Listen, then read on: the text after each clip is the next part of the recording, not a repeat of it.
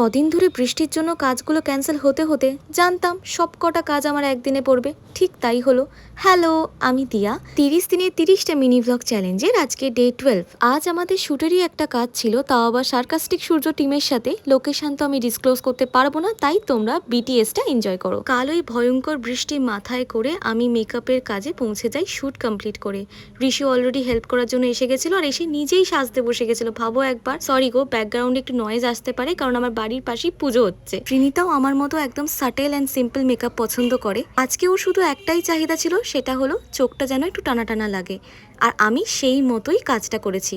তোমাদের পুরো লুকটা কেমন লাগছে একবার জানিও তো।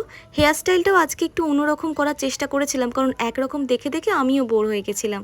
এই দেখো পুরো লুকটা কমপ্লিট হতে কতটা সুন্দর লাগছে, তাই না? তারপর স্টেডিয়ামের এই দোকান থেকে একটু মোমো খেয়েছিলাম, কারণ সারাদিন কিচ্ছু খাওয়া হয়নি। বাড়ি ফিরে চা তো খেতেই হবে, কারণ চা ইজ ইম্পর্টেন্ট। তারপর মায়ের হাতে তৈরি সেদ্ধ ভাত খেয়ে দিনটা শেষ করলাম। কালকের ব্লগের জন্য প্লিজ ওয়েট করো গো। টাটা।